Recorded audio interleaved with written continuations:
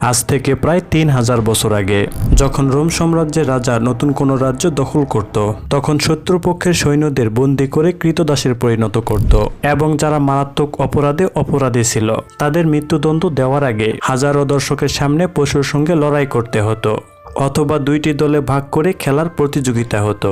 যে দল জয়ী হতো তাকে পুরস্কার করা হতো, আর যে দল হেরে যেত সেই দলের অধিনায়ককে হত্যা করা হতো। এটি ছিল এমন এক সভ্যতা যেখানে মানুষ বিনোদনের জন্য মানুষকে পশুর সঙ্গে খাঁচায় ঢুকিয়ে দেওয়া হয়। এখানে মৃত্যুই ছিল সবচেয়ে বড় প্রদর্শনী, আর জীবনের শেষ নিঃশ্বাস ছিল দর্শকের আনন্দের উৎস। এটি এমন একটি সাম্রাজ্য যেখানে কৃতদাস, যুদ্ধবন্দী আর অপরাধীরা হয়ে উঠত জীবন্ত খেলনার মতো। আজ আমরা জানব প্রাচীন রোমান দেশে বিপজ্জনক, রোমহর্ষক আর রহস্যময় জীবনযাপন ও খেলাধুলার সেই রোমান কলসিয়ামের অন্ধকার ইতিহাস। রোমান শাসক ও অভিযাত্রা এইসব আয়োজনের প্রধান উদ্যোক্তা।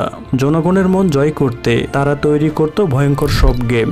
গ্ল্যাডিয়েটর, দাস, বন্দী কিংবা পেশাদার যোদ্ধা, এই মানুষগুলোকে বাধ্য করা হতো রোমান কলসিয়ামে একে অপরকে মারতে। তাদের জন্য জীবন মানে ছিল জয়, আর না হলে মৃত্যু। দাস ও বন্দীদের অনেক সময় দেওয়া হতো হিংস্র জানোয়ারের সামনে, তাও আবার কোনো অস্ত্র ছাড়াই। তাদের মৃত্যুই ছিল দর্শকদের জন্য এক ধরনের রোমাঞ্চ। এই ভয়ঙ্কর ঐতিহ্যের দর্শক ছিল রোমান জনতা। তারা উল্লাস করত, চিৎকার করত এবং এই জনতাই মৃত্যুদণ্ডের সিদ্ধান্তকে প্রভাবিত করত। এই গল্পটা শুধু ইতিহাস নয়, এটা মানবজাতির বিকৃত রুচির এক নির্মম দলিল। রোমান সভ্যতা এমন এক জগৎ যেখানে মানুষ মেরে ফেলা ছিল বিনোদনের অংশ। কলসিয়ামের প্রতিটি খেলায় প্রাণ যেত শতাধিক মানুষের। রোমান কলসিয়াতে একদিনে গ্ল্যাডিয়েটর যুদ্ধ, জন্তুদের আক্রমণ ও মৃত্যুদণ্ড সব মিলিয়ে কয়েকশো মানুষ মারা যেত। তাদের মাঝে ফেলে দেওয়া হতো ক্ষুধার্ত সিংহ বা চিতা, কোনো রকম অস্ত্র ছাড়াই। দর্শক করত করতালি যখন সিংহ কামড়ে ধরত মানুষের ঘাড়। তারা যুদ্ধ দেখে মজা পায়, আর সেই যুদ্ধে যোদ্ধারা সত্যিকারেই মারা যায়। এই ঐতিহ্য ছিল যেমন চমকপ্রদ তেমনই ভয়ঙ্কর। এই গল্পের শুরু হয়েছিল প্রায় 3000 বছর আগে, খ্রিস্টপূর্ব 264 সালে রোমান প্রজাতন্ত্রের সময়। তখন প্রথমবারের মতো দুই যোদ্ধাকে একে অপরের বিরুদ্ধে লড়তে বাধ্য করা হয়, এবং সেই দিন থেকেই জন্ম নেয় গ্ল্যাডিয়েটর গেম। খ্রিস্টপূর্ব 80 সালে সম্রাট টাইটাস উদ্বোধন করেন এক বিশাল স্টেডিয়ামে, যেখানে 50,000 মানুষ বসে দেখতে পারত মানুষের মৃত্যু। এই উদ্বোধনী উৎসবেই চলছিল 100 দিন ধরে এই ভয়ঙ্কর যুদ্ধ, যাতে মারা গিয়েছিল প্রায় 2000 গ্ল্যাডিয়েটর ও 9000 বন্যপ্রাণী।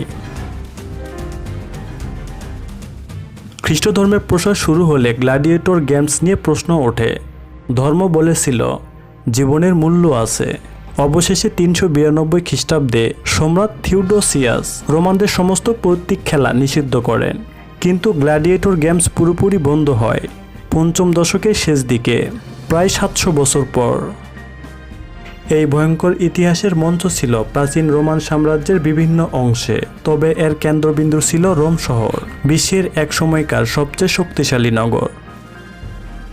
রোমের মাঝখানে দাঁড়িয়ে আছে এক বিশাল পাথরের অডিটোরিয়াম, কলসিয়াম, যা গ্ল্যাডিয়েটর যুদ্ধের প্রধান কেন্দ্র ছিল।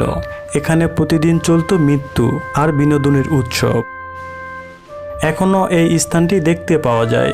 প্রতি বছর লাখ লাখ পর্যটক আসেন এই রক্তমাখা ইতিহাসকে অনুভব করতে। 3000 বছরের পুরনো রক্তাক্ত বিনোদনের ইতিহাস আমাদের জানা হয়তো অস্বস্তিকর, কিন্তু বাস্তব। এটা ইতিহাস নয়, সতর্কবার্তা। রোমান সভ্যতা ছিল উন্নত, সংগঠিত এবং শক্তিশালী, কিন্তু তাদের পতনের পেছনে ছিল মূল্যবোধের অবক্ষয়। যেখানে এই ইতিহাস আমাদের শেখায় মানুষের জীবন কখনোই বিনোদনের উপকরণ হতে পারে না। এই রক্তাক্ত ঐতিহ্য গড়ে উঠেছিল ধাপে ধাপে, শাসনের স্বার্থে, জনগণের চাহিদায় আর ভোগবিলাসের সংস্কৃতিতে। প্রাচীন রোমান অভিযাত্রা প্রথমে ধর্মীয় বলি ও মৃত্যুদানকে জনসমক্ষে আয়োজন করত। এরপর তা রূপ নেয় গেমসে, যেখানে দাস ও বন্দীরা একে অপরের বিরুদ্ধে লড়ত। রোমান সভ্যতা আমাদের দিয়েছে অসংখ্য জ্ঞান, আইন, স্থাপত্য, কিন্তু সেই জ্ঞান পিপাসুই জাতি একদিন মানুষের জীবন নিয়ে রচনা করেছিল ভয়ঙ্কর বিনোদনের ইতিহাস। গ্ল্যাডিয়েটরের রক্তাক্ত মঞ্চ, সিংহের থাবায় ছিন্ন বিচ্ছিন্ন দেহ আর হাজারো মানুষের করতালে সব মিলে গড়ে উঠেছিল এই সভ্যতা।